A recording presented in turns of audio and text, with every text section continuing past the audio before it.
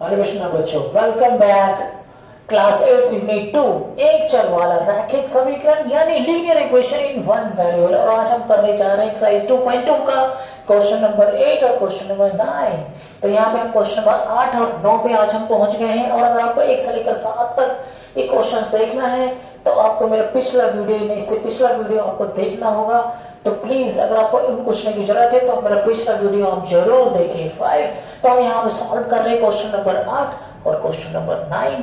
तो question number 8 में देखो आपके पास देखो ये स्टेटमेंट का क्वेश्चन मैं आपको पहले भी बार बार समझा रहा हूँ कि जिस तरीके से स्टेटमेंट में लिखा हुआ है अगर उसी तरीके को उसको पढ़ना है, जिस हिसाब से स्टेटमेंट बोला जा रहा है उसी स्टेटमेंट को उसी फॉर्म में है ना प्रयास करना है कि हम उसे लिखने का प्रयास करेंगे तो ऑटोमेटिक एक क्या बनेगा, एक इक्वेशन जनरेट हो जाएगा। और उस इक्वेशन को सॉल्व कर हम क्या कर सकते हैं, अपने क्वेश्चंस को क्या कर सकते हैं, सॉल्व कर सकते हैं। राइट, तो देखो यहाँ पे मैं इसी तरीके से पढ़ता हूँ, बिल्कुल इजीली हम पढ़ते चलेंगे और धीरे धीरे उसको समझकर उसको लिखते भी चलेंगे। राइट, देखो कहता है 3 लगातार पूर्णांक। पहले तो आपको 3 लगातार पूर्णांक लेना है।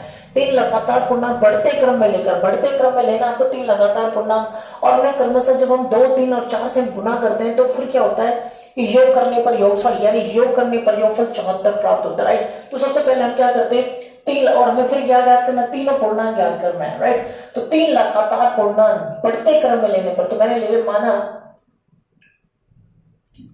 माना पहला पूर्णांक। तो अगर पूर्णांक मतलब पूर्ण जमांक यानी पूर्ण नंबर, तो पूर्णांक मैंने क्या ले लिया, x ले लिया। राइट, तो यहाँ पर फिर दूसरा पूर्णांक ले लिया, दूसरा पूर्णांक। राइट, दूसरा पूर्णांक मैंने ले लिया आपके पास x प्लस में 1, ये क्योंकि देखो बढ़ते क्रम में बोला तो x प्लस में 1। तीसरा पूर्णांक और देखो क्वेश्चन में क्या बोला हुआ है, लगातार बोला हुआ है, लगातार तो x प्लस में 2। तो आप लोग एक क्वेश्चन कर सकते हो ये आपने सर x प्लस में 1 x प्लस 2 में 2 ये क्यों है। तो देखो यहाँ पे आपको मैं समझाने का प्रयास करूँ। देखो अगर सपोज आपके पास एग्जांपल के लिए सपोज आपके पास यहाँ पर आपने जो पहला अंक है वो क्या ले लिया था, मान लो सपोज 5, तो दूसरा क्या हो जाएगा 5 प्लस में क्या हो जाएगा 6 हो जाएगा। तो देखो 5 1 6 आ गया। फिर मैं क्या 5 लिया उसमें 2 जोड़ूंगा तो क्या आ जाएगा और 7 आ जाएगा। तो लगातार हो गया ना। देखो हमसे क्वेश्चन में क्या बोला हुआ है, लगातार बनना। 3 लगातार ले तो 5 6 7 लगातार हो गया। अगर मैं यहाँ पे 8 लूंगा तो 8 प्लस में 9 बन जाएगा और 8 प्लस 10 बन जाएगा। तो 8 9 10 बन जाएगा। यानी जो भी पहला संख्या होगा वो 1 प्लस 1 प्लस 2 करने से वो क्या होता है, लगातार बन जाता है, अगली संख्या निकल के आ जाती है आपके पास। राइट, इसलिए मैंने इसको लिया। तो प्रश्न अनुसार हमें यहाँ हम क्या लिखेंगे, प्रश्न अनुसार। और प्रश्न अनुसार में क्या करना है आपको, कहता है कि ये जो पहली संख्या है ना, पहले को आप किससे गुना करना है, 2 से गुना करना है। तो मैंने 2 से गुना कर दिया। और जो दूसरा है x प्लस में उसको किससे गुना करना है, 3 से गुना करना है। तो 3 से गुना कर दिया। और जो ये जो मैंने पर तीसरा है x प्लस में 2 इसको किससे मल्टीप्लाई करनी है, इसको 4 से मल्टीप्लाई करनी है। 4 से मल्टीप्लाई कर दिया। और जब हम ऐसा करते हैं यानी पहली संख्या को 2 से, दूसरी संख्या को 3 से और तीसरी संख्या को जब हम 4 से मल्टीप्लाई करते हैं तो रिजल्ट क्या देता है, उसका योगफल। यानी योगफल बोला तो मैंने बीच में देखो प्लस का निशान लगाया है। और योगफल क्या देता है 74, तो मैंने यहाँ लिख दिया 74। राइट, तो हमें क्या करना है, इसको सॉल्व करना है। तो मैंने सॉल्व किया 2 गुना में x यानी क्या होगा 2x। और से फिर 3 से गुना कर देखो 3x, फिर 3 जो है वो इससे गुना होगा और इससे भी गुना होगा। तो 3x और 3 से गुना के तो 3 एकम 3 तो 3 आ गए यहाँ पे। राइट, फिर मैंने क्या किया 4 से मल्टीप्लाई तो 4x और 4 से 2 को गुना किया तो 4 दूनी क्या आ गया 8 आ गया। और ये बनेंगे आपके पास 74। राइट, तो x वाले को हम क्या करेंगे, आपस में क्या करेंगे, जोड़ देंगे। तो देखो x वाला आपके पास 1 2 और ये 3, इनको आपस में जोड़ लो तो ये क्या देखो आपके पास ये तीनों को जोड़ा तो मैंने देखो 3 2 5 4 क्या होगा 9x।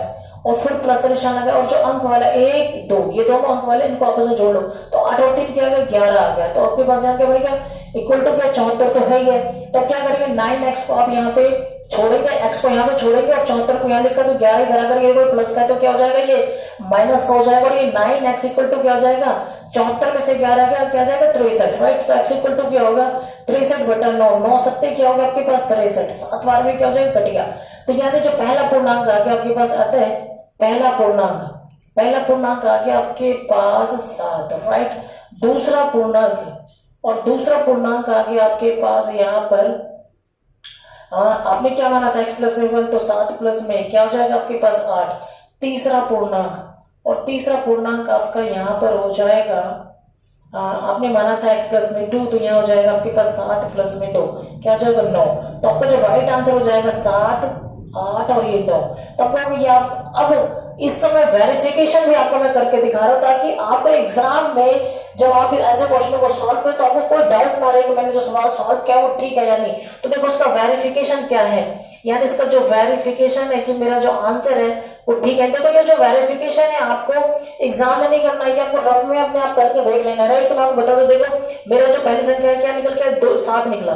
7 को किससे मल्टीप्लाई करने के लिए बोला क्वेश्चन में 2 से। और जो अगला संख्या निकला 8, उसको किससे मल्टीप्लाई 3 से। और जो अगला निकला 9 और उसको मल्टीप्लाई किससे करने बोलो 4 से। अगर मेरे को इसको सॉल्व करके अगर मेरे को मेरा जो आंसर 74 आता है तो इसका मतलब मेरा जो पूर्णांक निकला है वो बिल्कुल एब्सोल्युटली राइट निकला है। और देखो ये लगातार तो है, देखो लगातार 7 8 9 लगातार तो ये निकला ही है। 2 कंडीशन है, लगातार होने तो लगातार है, और मैं जैसा क्वेश्चन बोला उससे वैसा करने से अगर 74 मिलता है मेरे को तो इसका मतलब मेरा आंसर क्या होगा, ठीक होता है। 7 दूनी क्या होगा 14, और ये क्या होगा 8 का क्या होगा आपके पास 24, और ये होगा 9 चौक 36। और इसको हम जोड़ के देखते हैं तो देखो 4 4 8 से 14 के 4 हासिल लग गए, 3 1 4 2 6 और क्या हो गया 7, 74 आ गया आपके पास। 74 आने का मतलब क्वेश्चन में क्या बोलते 74। तो यानी आपने दोनों कंडीशंस आपके फुलफिल हो गए कि ये लगातार भी 7 8 9 लगातार भी है। दूसरा ये जो जैसा क्वेश्चन बोलता है कि इसकी मल्टीप्लाई करने से 2 3 से मल्टीप्लाई करना उसको जोड़ने से 74 आने, 74 भी आ रहा है। तो इसका मतलब मुझे आपका अब मुझे टेंशन नहीं लेना कि इससे पूछने की आवश्यकता नहीं एग्जाम में कि मेरा आंसर ठीक है या नहीं। बिल्कुल मैंने वेरीफाई कर लिया कि मेरा आंसर एब्सोल्युटली बिल्कुल परफेक्ट है, राइट। तो मैं मूव करता हूँ क्वेश्चन नंबर 9 की तरफ। कहता है राहुल और हारून की वर्तमान आयु में अनुपात 5:7 है, यानी आयु में जो अनुपात है 5:7 का है, और 4 वर्ष बाद उनकी आयु का योग 56 वर्ष हो जाएगा। उनकी वर्तमान आयु याद करनी है। तो इसके सॉल्यूशन में हम क्या करेंगे, माना राहुल की वर्तमान आयु,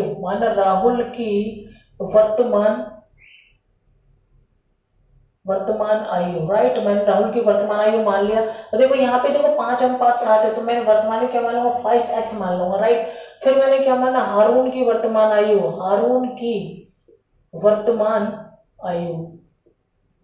तो हारून की वर्तमान आयु क्या हो जाएगी 7x, राइट। अब क्वेश्चन में क्या बोला हुआ है देखो, कहते 4 वर्ष बाद। तो 4 वर्ष बाद में अगर 4 वर्ष बाद की मैं बात करूं तो 4 वर्ष बाद लिख सकते हैं राहुल की आयु। तो क्या करेंगे 4 वर्ष बाद में व्हाट विल हैपन कि राहुल में क्या हो जाएगा 4 वर्ष का इजाफा हो जाएगा, राइट। तो मैं 4 वर्ष से जोड़ दूंगा। इसके पीछे हम क्वेश्चन में वर्ष भी लिख सकते हैं क्योंकि आयु जो वर्ष में निकल के आ रहा है। तो देखो 4 वर्ष अगर बीतेगा तो राहुल की वर्तमान आयु 5x है, 4 वर्ष बीतेगा तो 4 वर्ष और बढ़ जाएगा उसकी आयु में। तो आपके पास क्या हो जाएगा इस तरीके से 5x प्लस में 4 आ जाएगा। ऐसे मुझे क्या निकलना है हारून की वर्तमान आयु। तो हारून की आयु 4 वर्ष के बाद बढ़ क्या हो जाएगा आपके पास यहाँ पे 7x, पहले से था 4 वर्ष बीतेगा तो 4 वर्ष और बढ़ जाएगा उसकी आयु। अब क्या कहते हैं प्रश्न अनुसार, देखो प्रश्न अनुसार क्या कह रहा है क्वेश्चन, प्रश्न अनुसार कहता है कि अगर आप 4 वर्ष बाद उनकी आयु का योग यानी उनको जोड़ना है, यानी योग का मतलब 5x प्लस में 4 इसको और 7x प्लस में 4 इसको, दोनों को मैं जोड़ दूं तो उसका योग कितना होता है 56 होता है। तो मैं इक्वल टू क्या लिख दूंगा 56 लिख दूंगा, राइट। तो इस तरीके से मुझे यहाँ पे क्या करना है इसको सॉल्व करना और x की वैल्यू निकालनी है। जो x की वैल्यू मेरा निकल के आएगा उसमें जब मैं इसमें फीड करूंगा, इन दोनों में फीड करूंगा तो ये मुझे राहुल और हारून की वर्तमान आयु दे देगा, राइट। तो यहाँ पे मैंने क्या किया देखो 5x और 7x कितने हो 7 5 12x हो गया, और ये 4 और 4 कितना हो गया 8 हो गया, और यहाँ क्या 56, यानी 12x इक्वल टू क्या होगा 56 माइनस में 8, तो यानी 12x इक्वल टू क्या होगा 56 में से 8 गया तो 16 में से 8 ये होगा तुम्हारे 48, यानी 16 में से 8 गया तो 8 4 का 4, तो x इक्वल टू क्या होगा 48/12। इसको जब आप काटोगे तो ये निकल गया 12 चौक 48, 4 वर्ष x की वैल्यू क्या आ गई 4 आ गई। अतः राहुल की वर्तमान आयु, तो आप यहाँ लिखेंगे राहुल की वर्तमान आयु। तो राहुल की यहाँ पे वर्तमान आयु हो गई आपके पास यहाँ पर 5x है, राइट। तो 5 और x की वैल्यू आपके पास 4 निकला, तो यहाँ पर राहुल की आयु हो जाएगी 20 वर्ष। अब यहाँ पे निकालना आपको हारून की वर्तमान आयु, और हारून की वर्तमान आयु हमने मानी है 7x, राइट। तो यहाँ पे जो 7x माना है तो 7 इंटू में 4 यानी x की वैल्यू 4 है तो 7 चौक कितना हो जाएगा 28 वर्ष हो जाएगा, राइट। तो अब आप कहोगे कि इसकी वेरिफिकेशन के हमें कैसे पता लगेगा मेरा आंसर निकला है कि 20 वर्ष 28 वर्ष एब्सोल्युटली राइट है या नहीं। तो देखो आप इन दोनों की आयु में क्या कर सकते हो 4-4 वर्ष जोड़ दो। 4-4 वर्ष जोड़ने के बाद क्या आना चाहिए इनका, अगर देखो अभी इनका जो अनुपात निकालोगे आप, इसका अनुपात निकालोगे, 2 कंडीशन, एक तो अनुपात का कंडीशन है, कंडीशन देखिए इनकी आयु का अनुपात कितना है। देखो यहाँ पे मैं आपको समझा रहा हूँ वेरिफिकेशन, आपको एग्जाम में नहीं करना है, एग्जाम में नहीं करना है, लेकिन आपको समझाने के लिए कि आपका जो आंसर है वो ठीक निकला है या नहीं, राइट। तो पहला जो वेरिफिकेशन, अनुपात का वेरिफिकेशन लेते हैं हम। तो अनुपात का जो वेरिफिकेशन लिया, तो देखो एक 20 और दूसरे के 28, तो 4 से कट 4 पंजे 20 और 4 से 28, तो वापस क्या आ गया 5:7 आ गया। और दूसरा कंडीशन हम क्या कर सकते हैं, देखो कहते हैं 4 वर्ष बाद दोनों को 4-4 वर्ष, दोनों को में 4-4 वर्ष जोड़ दो, 4 वर्ष बाद वाला कंडीशन लेते हैं हम, ठीक है। तो 4 वर्ष बाद वाले कंडीशन हम क्या देखते हैं कि मैंने क्या किया, इसमें 4 जोड़ दिया मैंने, और फिर इसमें भी 4 जोड़ दिया, 28 प्लस में क्या मैंने 4 जोड़ दिया, राइट। तो 4 वर्ष के बाद देखते हैं इनका जो जोड़ है वो 56 वर्ष हो रहेगा। देखो ये 24 बन गया इसकी आयु, और इसकी आयु देखो क्या बन गया आपके पास 32, और दोनों का अगर आप जोड़ोगे तो क्या आएगा 56 वर्ष आ रहा है। यानी मेरा दोनों कंडीशन जो क्वेश्चन में बोला है वो मेरा आंसर क्या करता है, उसको फुलफिल कर रहा है। तो इसका मतलब क्या हुआ कि जो मेरा आंसर निकल के आया 20 वर्ष और 28 वर्ष, वो एब्सोल्युटली एब्सोल्युटली एब्सोल्युटली परफेक्ट है। मुझे कंफ्यूज होने की आवश्यकता नहीं, और एग्जाम देते वक्त मुझे खुश होने की आवश्यकता है कि मैंने जो निकाला है वो बिल्कुल एब्सोल्युटली बिल्कुल परफेक्ट निकाला है, राइट। तो इस तरीके से हम 8वां 9वां क्वेश्चन यहाँ पे हम समाप्त कर चुके हैं। और आगे आप मेरे इस चैनल के साथ, इस वीडियो के साथ बने रहो, इस चैनल के साथ बिल्कुल आपको बने रहना है। मैं आपको पूरा 8वीं का एक सवाल पूरे एंड तक एनसीईआरटी के सारे सवालों को बोर्ड पर कराने जा रहा हूँ, बिल्कुल अच्छे से और आसान तरीके से, राइट। तो प्लीज आप अगर आपको ये वीडियो अच्छा लगा तो अपने दोस्तों को शेयर करना ना भूलें, ताकि वो आपके दोस्त भी इस चैनल के साथ जुड़ जाए, और इस चैनल को आप कर लो सब्सक्राइब, ताकि आपको जैसे ही मेरा अगला वीडियो अपलोड हो तो आपको उसको मिल जाए नोटिफिकेशन, राइट। Thank you.